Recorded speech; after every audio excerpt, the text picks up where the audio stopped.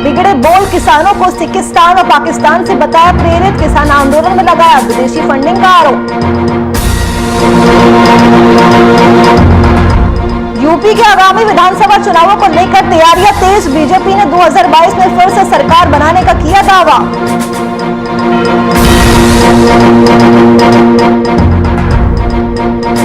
कानपुर देहात से पूर्व प्रधान की दबंगई आई सामने, विधवा महिला के घर के बाहर डाला कूड़ा, विरोध करने पर दी जान से मारने की धमकी।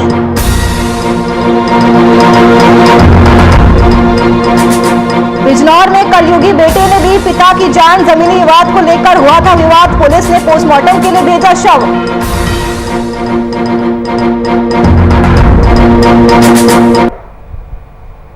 नमस्कार, स्वागत है आपका बात उत्तर प्रदेश की में। मैं हूं आपके साथ नुपुर सक्सेना।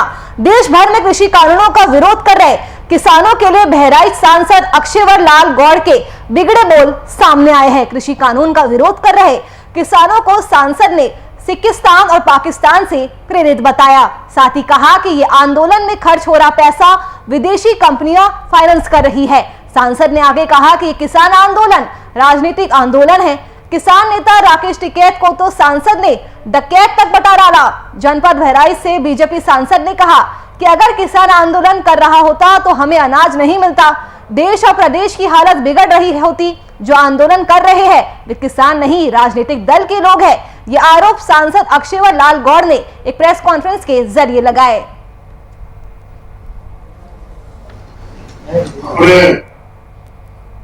तो बहराइच सांसद अक्षयवर लाल गौड़ के बिगड़े बोल सामने आए हैं। कृषि कानून का विरोध कर रहे किसानों को सांसद ने सिकिस्तान और पाकिस्तान से प्रेरित बताया है। उन्होंने राकेश टिकैत को डकैत बता दिया। साथ ही कहा कि ये आंदोलन में खर्च हो रहा पैसा विदेशी कंपनियां फाइनेंस कर रही है, ये पैसा कनाडा से आ रहा है। ये आरोप सांसद ने प्रेस कॉन्फ्रेंस के दौरान लगाए हैं।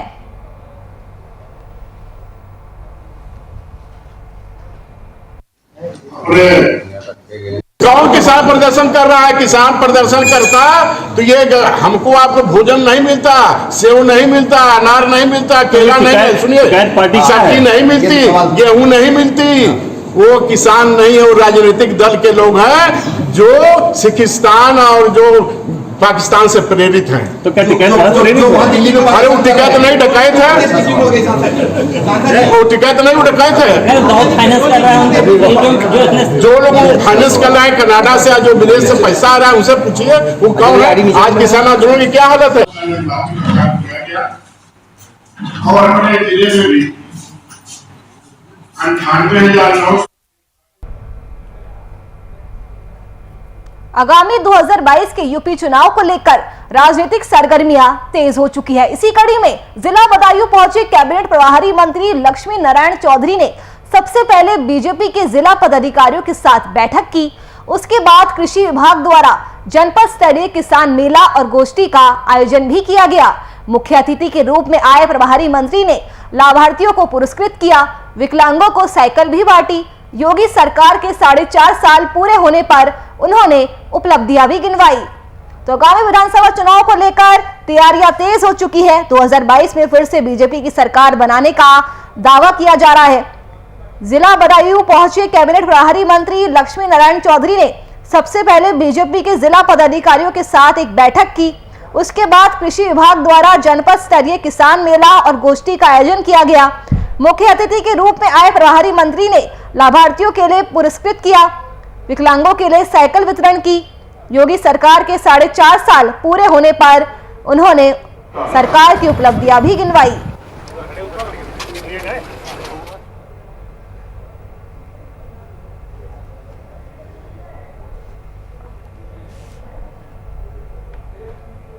कुशीनगर जिले के तमकुहीराज ब्लॉक सभागार में बीजेपी के प्रदेश राज्य मंत्री अतुल सिंह ने मीडिया से रूबरू होकर 4.5 साल के योगी सरकार की उपलब्धियां गिनवाई। उन्होंने कहा कि यूपी सरकार ने प्रदेश में बिजली, स्वच्छ पेयजल, गड्ढा मुक्त सड़कें, आयुष्मान कार्ड, कोरोना काल में ऑक्सीजन प्लांट, शौचालय, आवास, आयुष्मान कार्ड समेत कई योजनाएं धरातल पर उतारी है। उन्होंने आगे कहा कि प्रदेश सरकार ने संपूर्ण यूपी के लिए काम किया है। मेडिकल कॉलेज, फैक्ट्री के साथ साथ तमाम पुलों और सैकड़ों किलोमीटर की नई सड़कों का जाल भी बिछाया गया है। तो राज्य मंत्री अतुल सिंह ने प्रेस कॉन्फ्रेंस की उन्होंने योगी सरकार की उपलब्धियां गिनवाई है और इस मौके पर बीजेपी के तमाम कार्यकर्ता भी मौजूद रहे। उन्होंने कहा कि यूपी सरकार ने प्रदेश में बिजली, स्वच्छ पेयजल, गड्ढा मुक्त सड़कें, आयुष्मान कार्ड, कोरोना काल में ऑक्सीजन प्लांट, शौचालय, आवास, आयुष्मान कार्ड समेत कई योजनाएं धरातल पर उतारी है। प्रदेश सरकार ने संपूर्ण उत्तर प्रदेश के लिए काम किया है। मेडिकल कॉलेज, फैक्ट्री के साथ साथ तमाम पुलों और सैकड़ों किलोमीटर की नई सड़कों का जाल भी बिछाया गया है।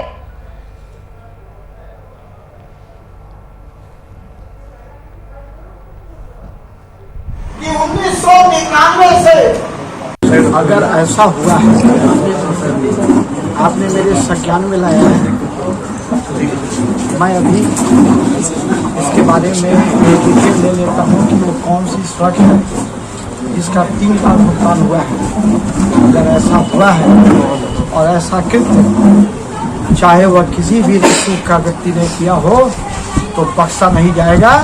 हमारी सरकार उसके खिलाफ FIR करेगी और उसे गिरफ्तार करेगी। तब तक इस विषय पर हमारी सरकार ने ध्यान दिया और आश्चर्य होगा आपको कि 1900 शाहजहांपुर से खबर सामने आई है, जहां पर भाइयों के बीच पानी की निकासी को लेकर हंगामा देखने को मिला। बताते चले कि एक भाई ने दूसरे भाई के ऊपर पानी की निकासी रोकने का आरोप लगाया, लेकिन जब इस पूरे मामले की जांच पड़ताल की गई तो दूसरे भाई का कहना है कि पानी की निकासी को लेकर मेरा राजीनामा 2 बार हो चुका है और इनका पानी गांव से पूर्व साइड तालाब में जाता था, लेकिन अब ये हमारी तरफ जबरदस्ती पानी निकालना चाहते हैं, जिसे करने से हमारे घर के सामने गंदगी फैल सकती है।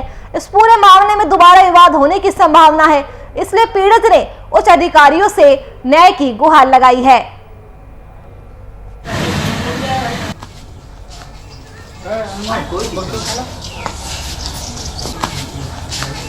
तो पानी की निकासी को लेकर हंगामे का ये पूरा मामला है। 2 भाइयों के बीच पानी की निकासी को लेकर ये बवाल मचा है। इस मामले में उच्च अधिकारियों से मामले को सुलझाने की गुहार लगाई गई है। तो शाहजहांपुर की पूरी खबर, जहां पर भाइयों के बीच पानी की निकासी को लेकर बवाल हुआ है। एक भाई ने दूसरे भाई के ऊपर पानी की निकासी रोकने का आरोप लगाया है, लेकिन जब इस पूरे मामले की जांच पड़ताल की जाती है तो दूसरे भाई का ये कहना है कि पानी की निकासी को लेकर मेरा राजीनामा 2 बार हो चुका है और इनका पानी गांव के पूर्व साइड तालाब में जाता था, लेकिन अब ये हमारी तरफ जबरदस्ती पानी निकालना चाहता है, लेकिन और ऐसा करने से हमारे घर के सामने गंदगी फैल सकती है। इस पूरे मामले में दोबारा विवाद होने की संभावना है, इसलिए पीड़ित ने उच्च अधिकारियों से मांग की है कि समस्या का जल्द से जल्द कोई हल निकाला जाए।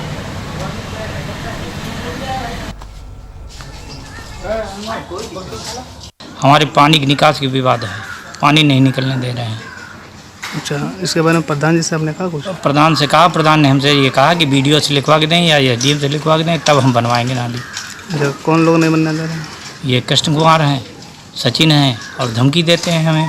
क्या कहते हैं? कहते हैं कि बनवा लो, तुम्हारे सिफारिश वाले हों, जो भी हों, जिससे भी तुम्हें कहना हो नहीं बनने देंगे।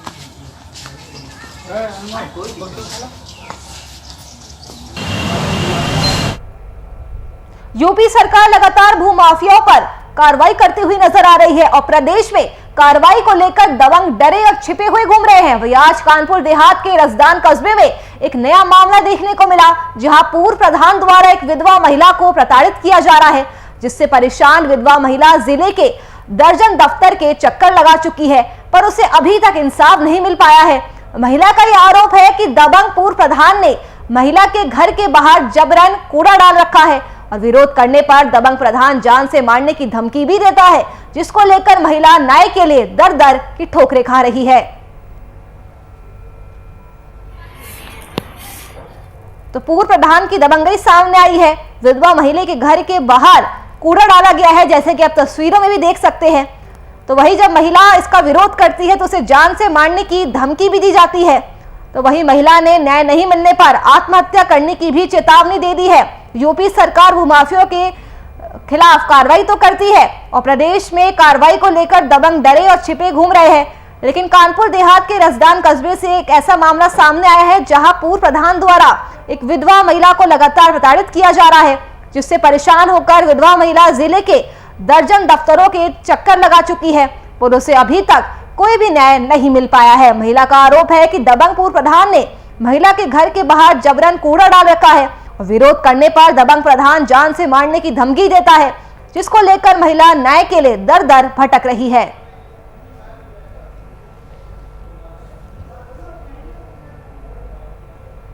उत्तर प्रदेश की योगी सरकार के 4.5 साल पूरे होने पर अब तक जो भी विकास कार्य किए गए हैं उसको जनता तक पहुंचाने के लिए पूरे प्रदेश में प्रेस कॉन्फ्रेंस का आयोजन किया जा रहा है। और इसी कड़ी में आज कानपुर के सर्किट हाउस में सांसद सत्यदेव पचौरी ने पत्रकार वार्ता की।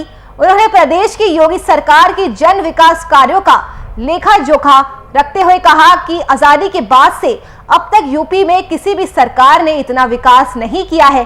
सांसद ने कहा कि ये वह सरकार है जिसने अपने चुनाव के दौरान जनता से संकल्प पत्र के माध्यम से किए गए वादों को पूरा किया है।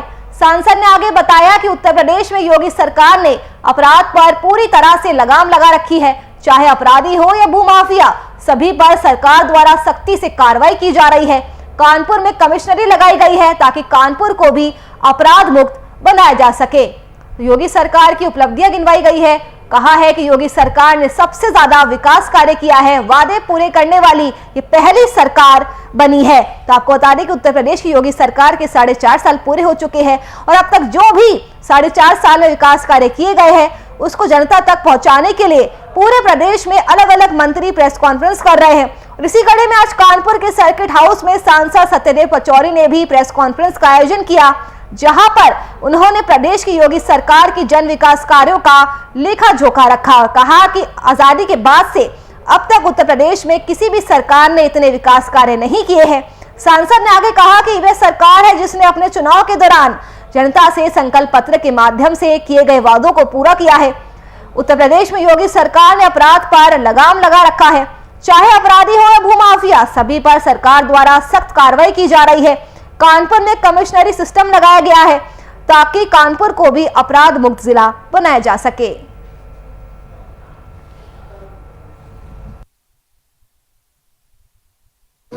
आज पूरे उत्तर प्रदेश में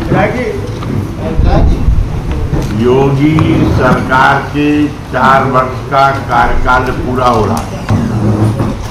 उस कार्यकाल के उपलक्ष्य में सभी जिलों में पत्रकार वार्ता का आयोजन हम आप लोगों के माध्यम से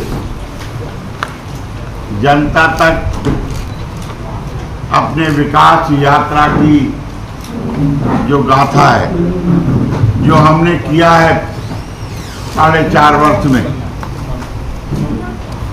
वो बताने का प्रयत्न करेंगे।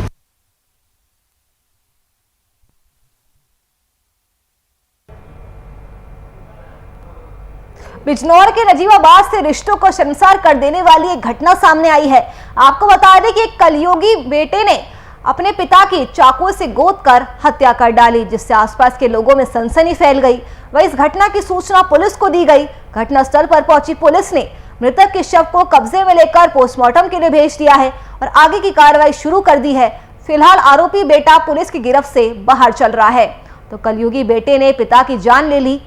आसपास के लोगों में जिसके पास सनसनी फैल गई है।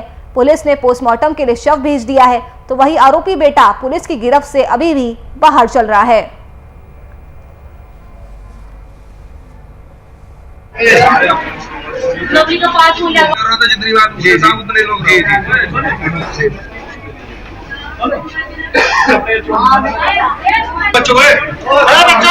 तो बिजनौर की खबर, जहां पर रिश्तों को शर्मसार करने वाली घटना सामने आई है। एक कलयुगी बेटा अपने पिता का ही हत्यारा बन गया। कलयुगी बेटे ने अपने पिता की चाकू से गोद कर हत्या कर डाली, जिसके बाद आसपास के लोगों में हड़कंप मच गया। इस घटना की सूचना पुलिस को दी गई। घटनास्थल पर पहुंची पुलिस ने मृतक के शव को कब्जे में लेकर पोस्टमार्टम के लिए भेज दिया है और आगे की जांच में जुट गई है। फिलहाल अभी तक आरोपी को गिरफ्तार नहीं किया जा सका है।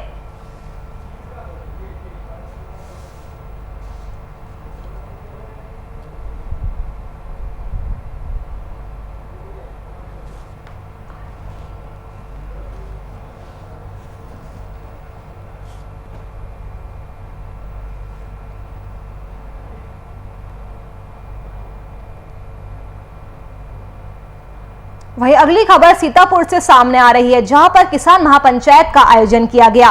राकेश टिकैत ने इस दौरान केंद्र सरकार पर जमकर निशाना साधा। अपने भाषण में राकेश टिकैत ने कहा कि सरकार किसानों को लूटकर उनको अपनी लागत का पैसा ना देकर बड़े नेताओं को फायदा पहुंचा रही है। केंद्र सरकार ने जो भी कानून बनाए हैं वे किसान विरोधी है, वे बहुत जल्द से वापस लेने चाहिए। टिकैत ने बीजेपी पर तीखा हमला करते हुए कहा कि जब तक किसानों का समर्थन मूल्य नहीं मिल जाता, एमएसपी की गारंटी नहीं दी जाती, तब तक ये आंदोलन आगे भी जारी रहेगा। आज सीतापुर तो कल लखनऊ, पूरे यूपी में केंद्र और राज्य सरकार के खिलाफ हमला बोलते रहेंगे। उन्होंने आगे कहा कि जो सरकार निकम्मी है उसे आज हमें बदलनी है। बीजेपी जो बता रही है कि हमारे 4.5 साल के कार्यकाल में किसान खुशहाल है, तो वही मैं दावे के साथ कहता हूं कि उनको अपनी लागत का पैसा नहीं मिल पा रहा है। मंडियों में किसानों की सुनी नहीं जाती है, दलालों और बिचौलियों का बोलबाला है। बजाज की फैक्ट्रियां और दूसरी फैक्ट्रियां 20-20, 25-25 ये कुछ नहीं करे, ये जमीन पमीन लिखवा के कुछ नहीं करने के, हमें लाभकारी मूल्य दे दो, जो एमएसपी की गारंटी दे दो। यूनाई कोर्ट की बारे में जो बात कर रहे हैं, हमने कहा कि ये चक्कर ऐसा ही भगाओगे, कलेक्शन के चक्कर है, कोई कोर्ट कार्ड नहीं बढ़ रहा, कोर्ट तो सबके बन रहे। आप एमएसपी की गारंटी दे दो ना। प्रदेश सरकार ने कल 4.5 साल पूरे होने पे अपनी उपलब्धियों का बखान किया योगी ने।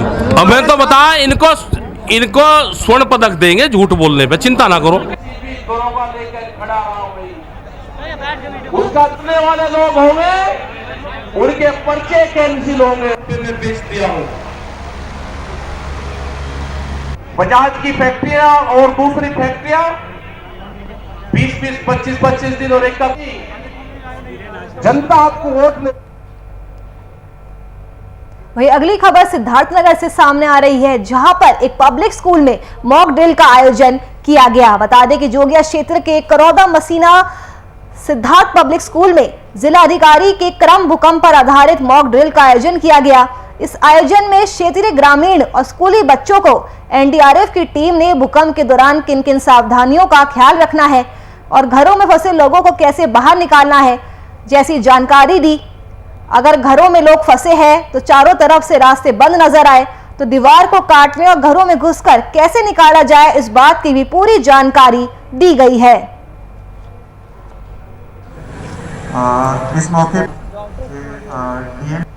मैं सर को इस मौके पे रिक्वेस्ट करना चाहता हूँ कि सर तो सिद्धार्थनगर की खबर, जहां पर पब्लिक स्कूल में भूकंप पर आधारित एक मॉक ड्रिल का आयोजन किया गया।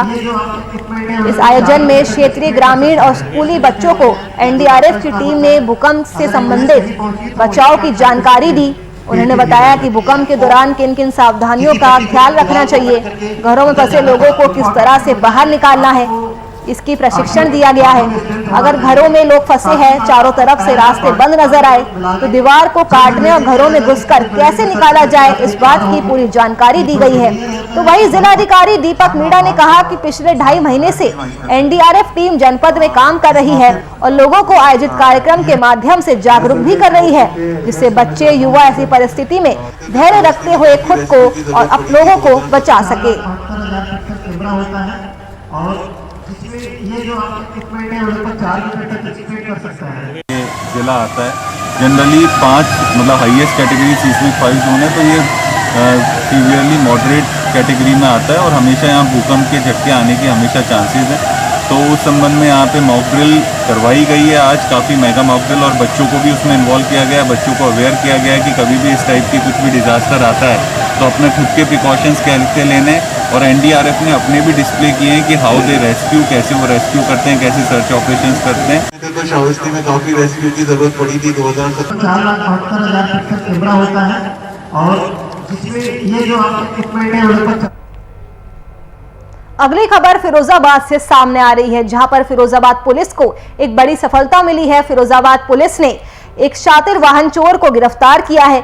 चोर के पास से एक 4 पहिया वाहन, 6 मोटरसाइकिल आदि भी जब्त की गई है। आपको बता दें कि मुखबिर की सूचना पर पुलिस ने कार्रवाई की है, तो वही आरोपी को कोर्ट के सामने भी पेश किया जा रहा है।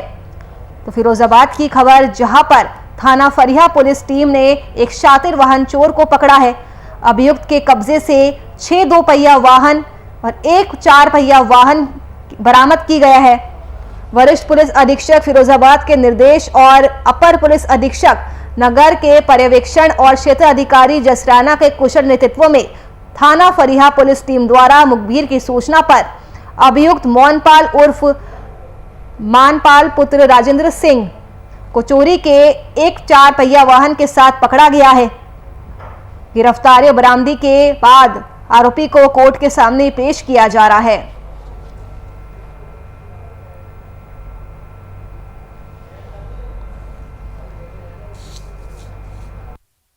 फिरोजाबाद की खबर, जहां पर पुलिस ने एक शातिर वाहन चोर को पकड़ लिया है। चोर के पास से एक 4 पहिया वाहन, 6 मोटरसाइकिल आदि बरामद किया गया है। फिलहाल पुलिस ने चोर को पकड़कर उससे पूछताछ की जा रही है, तो वही उसे कोर्ट के सामने भी पेश किया जा रहा है।